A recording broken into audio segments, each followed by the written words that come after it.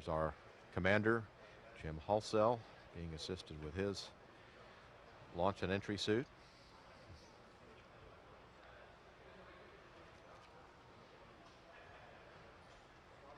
And our pilot, Susan Still, with her helmet on, as if she's ready to go. And our payload commander, Mission Specialist number 1, Janice Voss.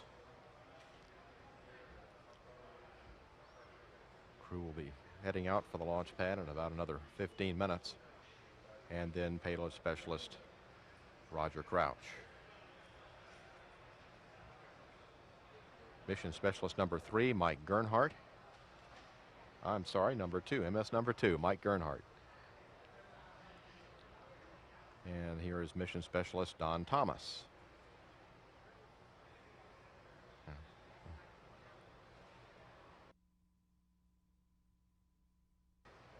Payload Specialist Greg Lentiris.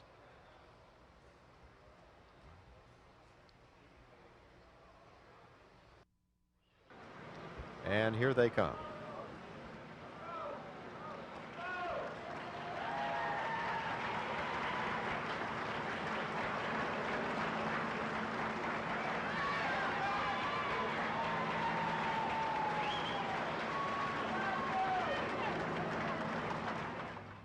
NTD Houston flight on 212.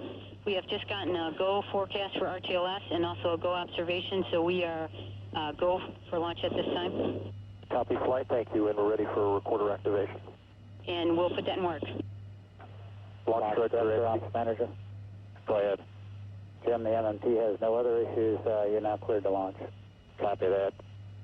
And Columbia, looks like we've got the weather lined up with us, so we're going to try and get you guys out of here. So have a good flight, and NTD, you're clear to launch.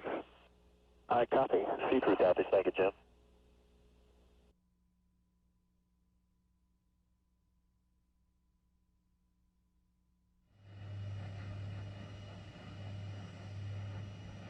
T-minus 2 minutes, 15 seconds. O2C, we go to close and lock your visors, initiate O2 flow. I wish you Godspeed, Columbia, keep the dream alive. Roger that, thanks. And we want to congratulate everybody here at the Cape that made this record-breaking turnaround possible. We'll take good care of the ship and see you in 16 days. 10. T-minus 10, 9, 8, 7, 6. Main engine start. 3, 2, 1, 0, and liftoff of Columbia with the Microgravity Science Laboratory, a research bridge to the International Space Station. We'll pull that out, Houston. Roger, roll, Columbia. Houston is now controlling. Roll maneuver is complete aboard Columbia. The orbiter is now in a heads-down position, on course for a 28.5 degree, 160 nautical mile orbit.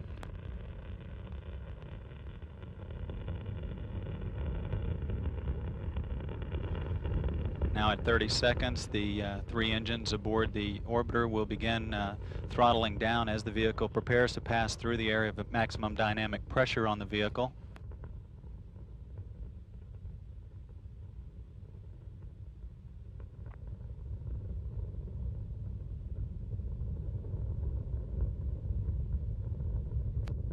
Having just passed through that area of maximum dynamic pressure, the 3 engines are preparing to begin a throttle back up.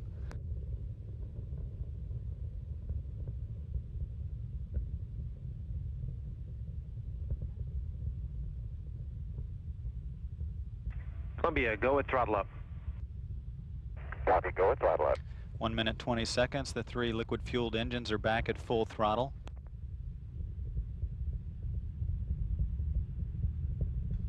Good fuel cells, electrical producing fuel cells aboard the orbiter, and hydraulic systems all in good shape.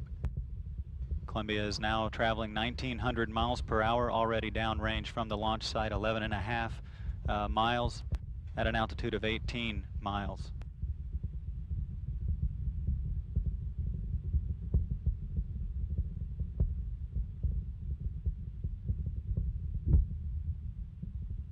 Standing by for burnout and separation of the twin solid rocket boosters, which signals the end of first stage.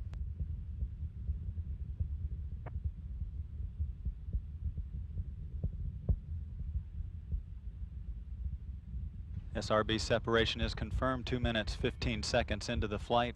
Columbia is now at an altitude of 31 miles downrange from the launch site, 35 miles. Columbia, performance is nominal. Copy, performance nominal. Sure enough, that takes away the line. Can you guys take flight deck? I'll give you downlink flight deck and let me know if you have an image. Okay, we're looking at it now. Okay, this should be about 30 seconds prior to liftoff, if I've got it queued up correctly. We know that Bob Cabana and the STA guys and the weather capcoms and the weather flight director and everybody had been working the weather real hard for RTLS weather. And in fact, when we passed over Florida, the first rail, we saw the thunderstorms.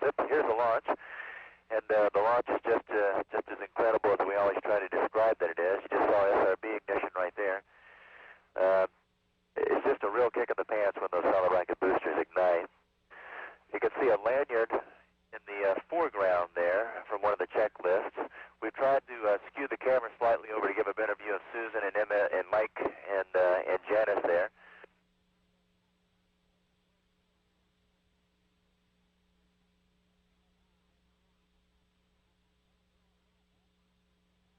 Before you know it, you're going supersonic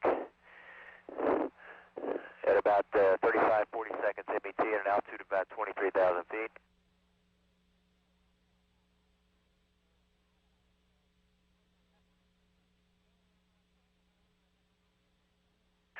The wind noise right now is just about at its maximum. You can hear the wind at 450 knots or so equivalent airspeed as we hit max Q. It's kind of a whining sound that you don't get in the simulator. That's a little bit different here in the real vehicle. And then as you go through max Q on the other side, the wind noise starts to die down. You might be able to see the lighting is diminishing as we get up into the darker skies.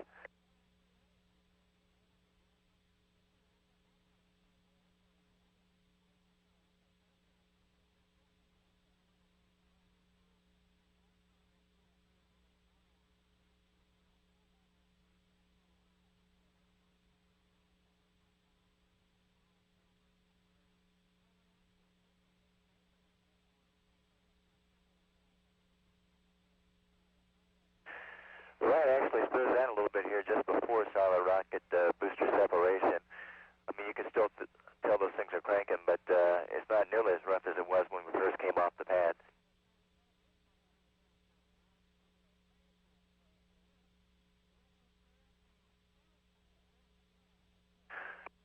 There you saw the flash from the solid rocket booster separation. You can see from the lack of vibration of all the bodies just how smooth it gets at second stage. It's just incredibly smooth.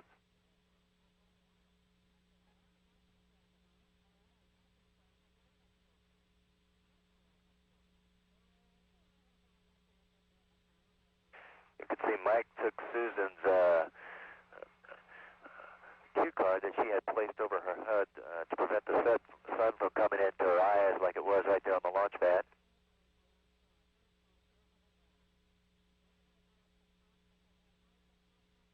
And in second stage, we raise our visors.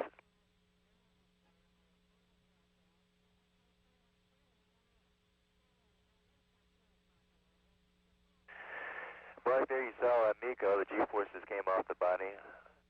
And 3Gs is still 3Gs, and 0G is still 0G. It still feels great to be up here, and we sure appreciate all the hard work that went into the quick turnaround, and then the work by the ascent team to get us